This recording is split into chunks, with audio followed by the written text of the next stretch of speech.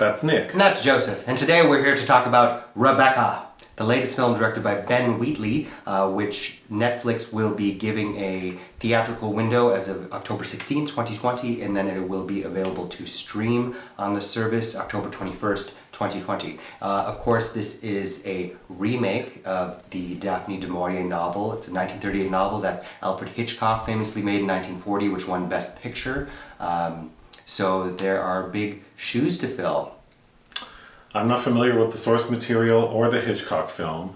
I assume this was like a haunted house ghost story movie. It is not. But it is a gothic novel. That it's in the tradition of a gothic romance. Yes, that's what you say. But the movie's not like that. Sure. The story is pretty simple. Sure. So there's a young woman played by... Lily James. Do I know her from anything? Did you see Cinderella, the remake, or Pride and Prejudice and Zombies? Oh, she's the young Meryl Streep in Mamma Mia, Here We Go Again, Baby Driver. Lily is... What's her character's name? That's the thing, she isn't named. She is only named when she assumes the role of being Maxim de Winter's property, and then she is the second Mrs. de Winter. Okay, so this story's set in the 40s. Yes. 1940s. This young girl, played by Lily James. She works for like an older rich woman. Mrs. Van Hopper. As like her companion. Played by Anne Dowd. Mm-hmm. They're like somewhere like the French Riviera. Monte Carlo. Staying in a beautiful hotel, resort, whatever. She has a chance encounter with Armie Hammer's character. Maxim de Winter. Maxim. So Maxim is this handsome man who's very wealthy and seems like the kind of person people want to be around. But he's a little prickly. However, he takes a liking to Lily.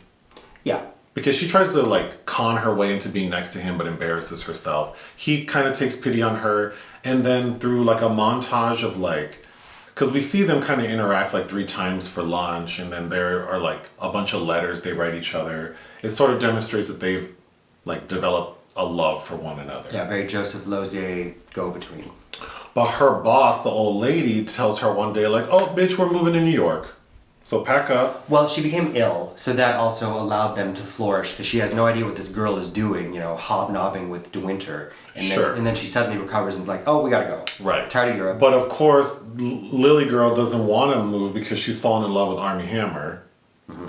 So she tells him like that day. She's like, "We have to leave today. I don't want to go. What do I do?" He says, "I'll take care of it.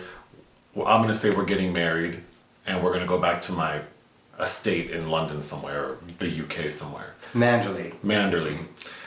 So they tell her, the boss seems excited, but then when Armie Hammer's character leaves to get things in order, she's like, you'll never be happy with him, and you're going to go live in that big old mansion where his dead wife's spirit is. Like, good luck, bitch. They go, and immediately it's clear something's not right. Primarily because the house manager lady, who's played by Kristin Scott Thomas. Mrs. Danvers, played by, that. I'm surprised I knew her name. She clearly had an affinity for the dead wife and is not too fond of the new wife. All of the staff seem kind of on edge. Mm. So the tone, I thought, felt more like a romantic comedy up until we get to the house. And then once we get there, it doesn't feel dark, but it's like, oh, there's a ghost in this house. But there isn't.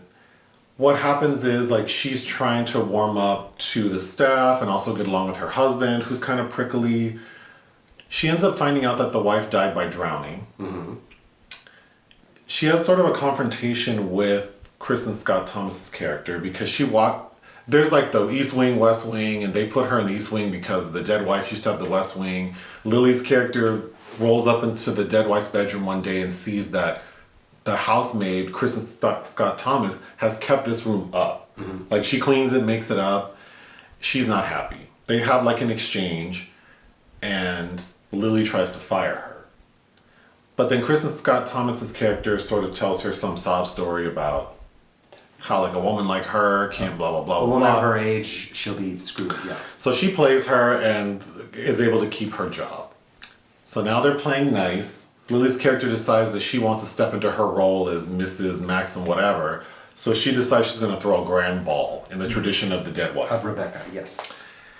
So these fools play Lily again because they tell her like, oh, you should wear a costume like this dress on this painting, this big ass painting on a wall of some woman. And Lily's character is too stupid to think, who is this woman?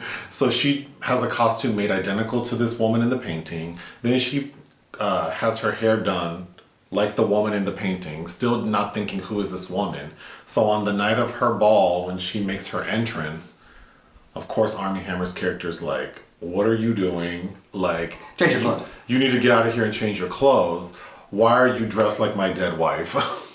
So then we find out that Kristin Scott Thomas's character played her, just trying to make the situation worse.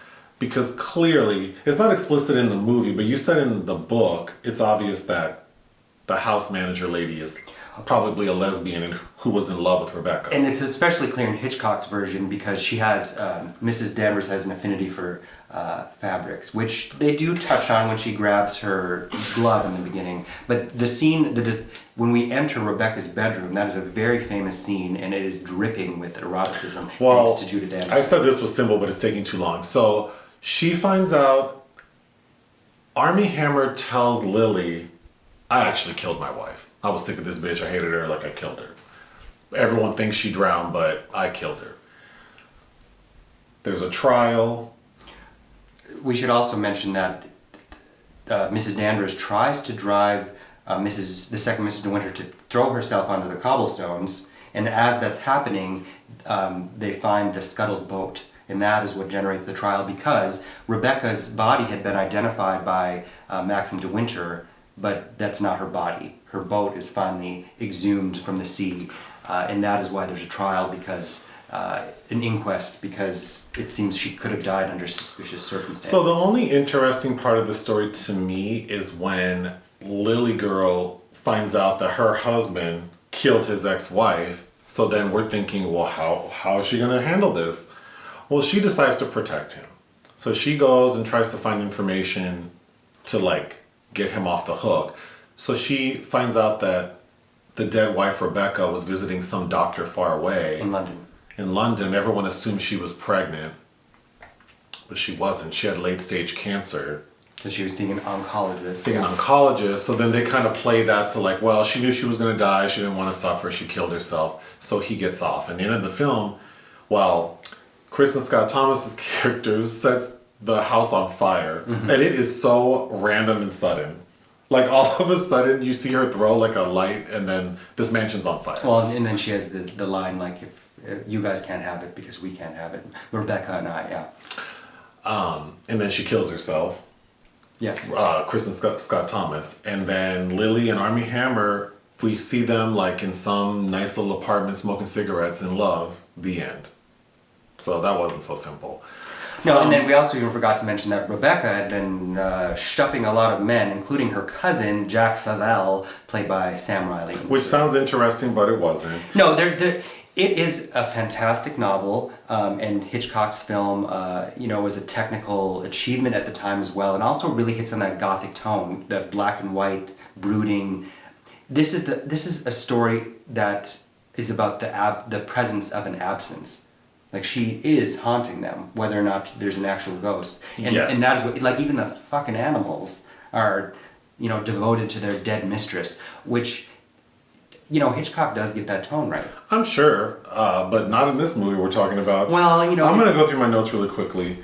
My first note, Armie and Lily are so bland. Yes, they are. They are so bland. They're both fine-looking pieces of white bread, but they are so bland. When this project was announced, I was excited about Wheatley, because you've seen some of his stuff. You saw Kill List. We had a movie night for it where there's... Okay. I don't know. The person who made this movie, I've seen their other movies. You've seen Kill List. Well, he's done plenty of things. Free Fire, Field in England, Sightseers is really good, Down Terrace. So I was excited to see him, but as soon as those two were announced, I was irritated. Although I'm not a fan of Joan Fontaine, and as a boring, bland white lady, Lily James, I'm like, okay, that fits. It's because it's a Jane Eyre type character, so, that makes sense. The The only cool thing the only cool part of the film to me was the estate. It's beautiful. It feels big, ornate, luxurious. And I wrote down that this estate is how I thought the home in The Secret Garden remake should have looked. Sure. Yeah, agreed. I hated Armie Hammer's. He's in this like Curious George like yellow suit. Yeah, he's wearing it looks like dry urine. It looks like when the cat pees on the pad and then the pad gets filled. Or mustard seed. The scene when Lily's character finds Rebecca's old room and Mrs. Danvers is in there talking all that shit, I was like, that scene should have been so heated. Mm-hmm. Well, it's not in the... But the... Like, bitch, you work for me. And you're telling me you're keeping up this... Oh, so many opportunities I thought to make it tense and... Because this movie did not feel tense to me. There's no suspense. I think also the original did such a better job of making the second Mrs. De Winter this broken down waif of a woman of a lower class. Or that. Yeah. Yeah, like, or make her this pitiful character, but she's just like, like... Yeah, but that scene is so good in the original. And, you know, Kristin Scott Thomas, bless her, great casting as Danvers, but really neutered. When we find out that Armie really did kill Rebecca, I wrote down I couldn't care less who killed Rebecca or if Armie is guilty. It just, there is zero, like, I don't feel anything for any of these people. I agree. I mean, I guess Rebecca. Yeah, well, I wanted... But I don't know her. Because you end up wanting to know her, yeah. But an interesting thing about that moment, though, is the censorship rating film at the time dictated that Maxim de Winter couldn't kill his wife and then go unpunished. So Hitchcock had to change it to where Rebecca's death in his version was accidental. So that's another misstep here then, because they are able to tell the complete story and they still don't make it. When the house the estate gets burned down, it was so anticlimactic because the way it's edited, it just all of a sudden, and then you see some people scurrying out and. Lastly, Mrs. Danvers' love for Rebecca, considering that there were censorship guidelines and they couldn't show certain or talk about certain things back then, having made it now, it just seems so off. Yes. It wasn't, if you wouldn't have told me prior to watching it that Mrs. Danvers' character had like admiration or love for Rebecca, I don't know that I would have put it together beyond she's just fixated on this lady. Yeah. Like as a servant who's just loyal to their master or whatever. Which doesn't make sense because as any queer person who watched things back then knew, like those were clues and signals to us, like, oh, she's a lesbian. I was expecting her to sniff on some old panties or something. There is the scene in the original, I'm telling you, where she's feeling up on De Winter. Right. There is a little bit of that, but it doesn't have the same impact. It's like all of a sudden they want to be subtle about this when you don't have to be. That's all I have to say. What do you have to say more? Remaking Hitchcock is a gamble. If you're going to do it, I feel like you should do a B-side, like Mr. and Mrs. Smith is technically a remake of Hitchcock, but that's not a celebrated film of his. You know, Gus Van Sant redoing Psycho shot by shot, brought into question about what's the point. This is like the sun-dappled daytime soap, is what it feels like. It was shot by Wheatley's usual cinematographer, Laurie Rose. I like the look of it, but it doesn't fit the tone of the story. Even Clint Mansell's, who's a major composer, the score didn't do anything for me. I mean, we're talking about like Wheatley. Wheatley is one of the few directors who's successfully adapted a J.G. Ballard novel with High Rise. I think expectations were too high, and this just doesn't work well. It's like an empty shell. I agree. Well, I'm running short on time, so what would you give this movie? I would give it 2 out of 5. I would give it 1.5 out of 5 stars. I did not enjoy it. Bye. Bye.